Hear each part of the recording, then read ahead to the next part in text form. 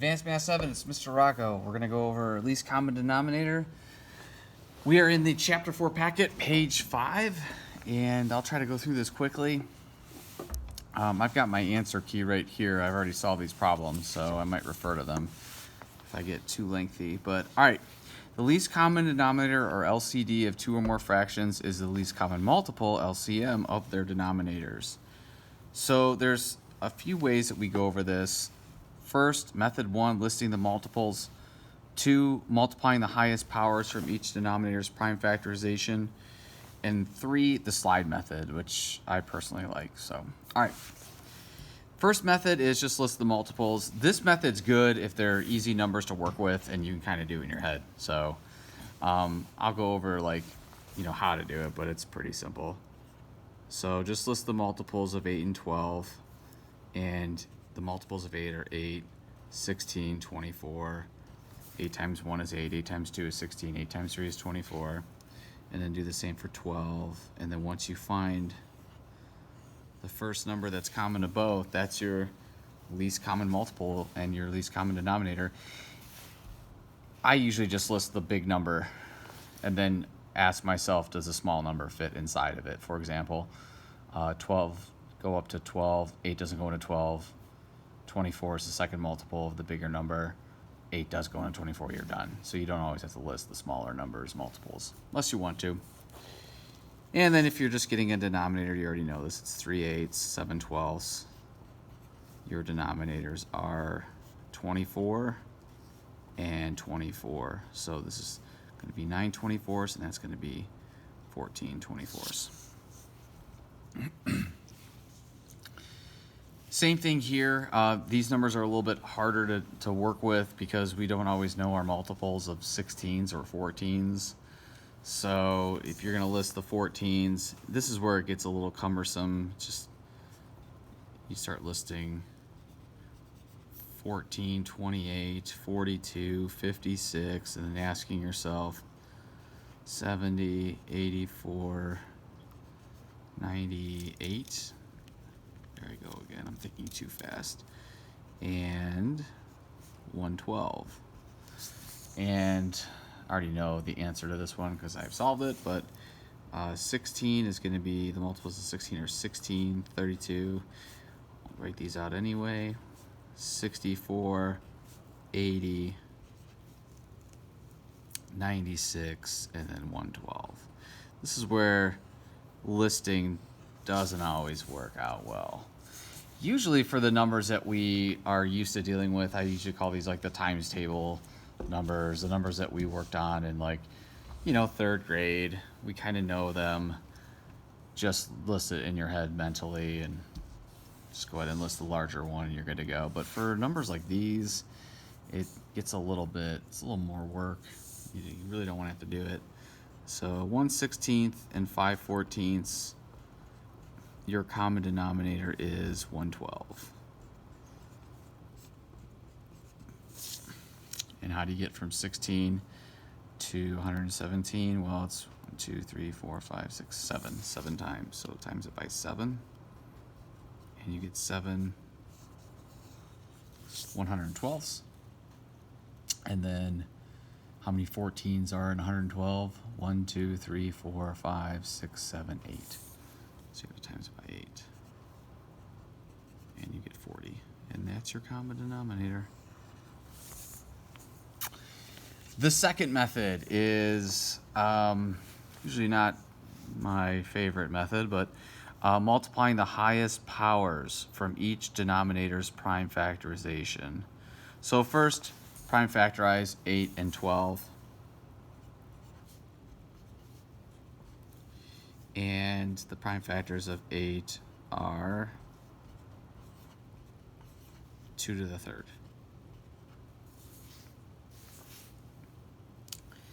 And then I probably should spread that out. The prime factors of 12 are 2 and 6, 2 and 3. So it's 2 to the second times 3. So for this one, the highest powers from each denominator's prime factorization is going to be 2 to the third times 3, which is going to be there 24. And there's your common denominator. I guess I could write this out, but these are the same numbers, 3 8s and 7 12s, so it's going to be 9 24s and 14 24s. So I'll just write down that the common denominator is 24. So stop right there. For this one over here, let's do 16 and prime factorize it. You get 2 and 8, and then 2 and 4, and then 2 and 2. And that is 2 to the 4th power. Okay, a lot of us know that already, so you can just write that out if you already know it. And then 14 is going to have a 7 in it, and 7's prime, so 2 and 7. It's pretty quick. So, and 2 times 7. So here, the highest powers are going to be 2 to the 4th,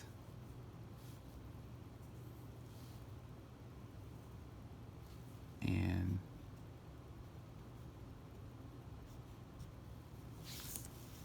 7, so it should be 16 times 7, which should be 70 plus 42. It's going to be 112. Okay. All right. So that's the second method. Not a gigantic fan of that one. I'm a big fan of listing multiples when you can do it in your head. When I have numbers that are maybe not as easy to work with, I like the slide. The slide works really well. Okay, we'll practice it on this one because I don't know if I've shown you the slide yet. Like if we've needed to do it, I may have. I've shown some classes, I know, but all right, 8 and 12, upside down division. Yes, I have gone over this. There's multiple uses for this, by the way. So, all right, I'm just gonna. I did it on a previous lesson in this class actually, where we looked at just the side of the slide and multiplied all the numbers on the side. So here I'm going to intentionally just pick 2, even though we can go right to 4 if you wanted to. And this is going to be 4 and 3. 4 and 6. And keep going. 2 is 2 and 3. And then relatively prime. When we're solving for the least common denominator or the least common multiple, form an L. When you're finding the GCF, and that's the last one I showed you guys on, the GCF, we're just going to worry about the numbers on the side, and we multiply all the numbers on the side, and that will give us the greatest common factor. But when we're worried about the least common multiple, we're actually going to form an L, and not just include the numbers on the side, but include all the numbers, and then multiply all the numbers in the L. And what is 2 times 2 times 2? It's 8. 8 times 3 is 24. And there's your common denominator. It's 24. So this way works when you have numbers that maybe we don't really enjoy working with. Like we don't have a working knowledge of them in our mental math. And we need a little bit of help. So 16 and 14, maybe we're not the best with because we didn't memorize our 16s. Our teachers didn't make us do that when we were in 3rd grade. So let's just pick 2 because 2 is a common factor for 16 and 14. And again, this is upside down division, so 16 divided by 2 is 8, and 14 divided by 2 is 7. 8 and 7 are what we call relatively prime, like we've talked about in previous lessons. Like they're the only numbers that are common to both would be 1. So those are relatively prime numbers. So these are relatively prime because 1 is the only common factor, and then you're done. And when you're done, form the big L and multiply all the numbers inside the L. 2 times 8 is 16, and 16 times 7, we already have it over here, is 112, and that's your common denominator. So I like the slide for numbers that are newer to me, like that I'm not the best at with my mental math, and listing multiples in my head with my mental math skills is my preferred method when I have my times table numbers. All right, so now we're going to write the fractions as equivalent fractions with the least common denominator. These problems here, I guess I'll work these out. I was going to see 7 and 112. I'll use a slide. I was debating if I should just show you my answer key, but I'll work them out. What's common to both? 7. So 1 and 16, we kind of already know that. So 7 times 1 times 16 is 112. And then just take your negative 3/7 and your 7 1/12 and find your common denominator. This should be negative 48, right? Times by 16 times by 16. These are your common denominators. So that's 1, 2. We're going to do a slide. We're going to do it with 3 numbers. So this one's going to be, and we're going to get into harder problems in your enrichment packet. We're not quite there yet, but we will get there soon. So here we're going to do 3 terms. All right, what's common to both? You could say 5. I'm going to say 25. 5 works, and that's why I modeled the previous problem on a previous lesson by intentionally picking a smaller factor, but you don't have to do that when you guys are solving. Just go right for the biggest factor that you can find.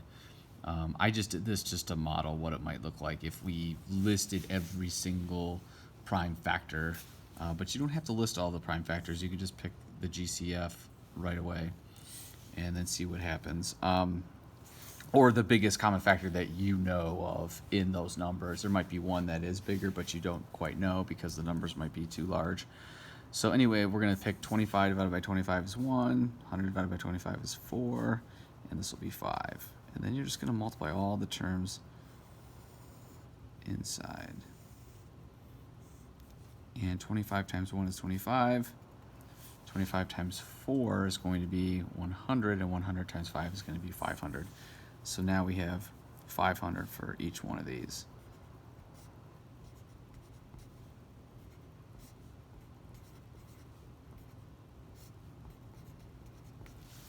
And find your common denominator of 500 and then adjust your numerators accordingly.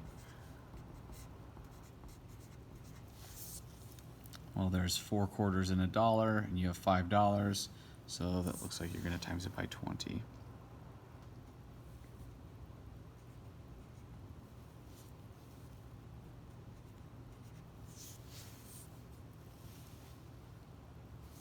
So this should be 20H.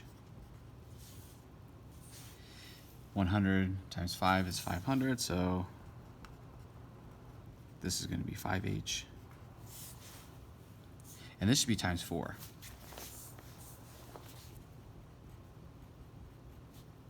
4H. So these are your answers.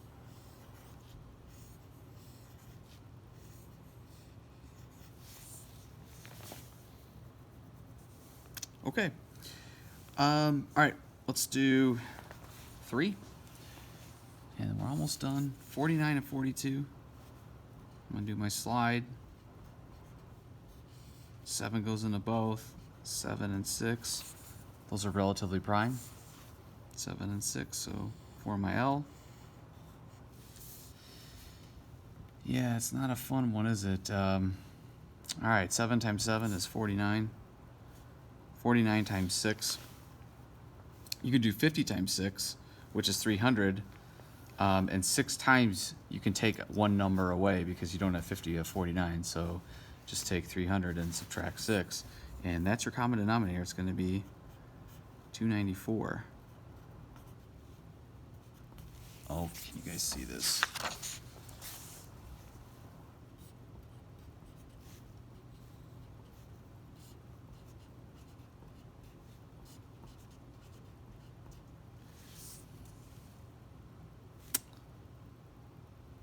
Okay, so for 49, so we're going to times that by 6. So it's going to be 30. For 42, we're times it by 7. And it should be 35. And that's our answer. Now this one is, yeah, it's not that bad. Your common denominator you probably already know is it's going to be XYZ. Now, if you were going to write it out, if you wanted to, and I'll write it out just for the sake of writing it out, not because I expect you to necessarily, but you can probably do this one in your head. But if you were to do a slide at any point and you're like, gosh, there is no common factor between any of the terms I have, whether it's 2, 3, 4, 5, however many terms I have, then that is called relatively prime right there. So just, that's it. It's X, Y, Z. And what would you do with these terms? You would multiply them. And 1 times X times Y times Z is X, Y, Z. So 3 over X. I might do this horizontally this time. 1 over Y, and then 5 over Z. And my Z looks terrible. And I want to make sure I fix it so I don't elicit any anger from any students in class that will say your Z is wrong. Anyway, XYZ is our common denominator. And we have to times X to get to XYZ. We have to times by YZ, so this means it's 3YZ. Here we have to times Y by XZ to get XYZ. So XZ. And here we need to times by XY. So 5XY. And that's our answer. Let's see if you guys can see that. In order to keep these common denominators and equivalent. All right, so that's least common denominator. It's not that bad. All right, let me know if you have any questions. I'll see you guys.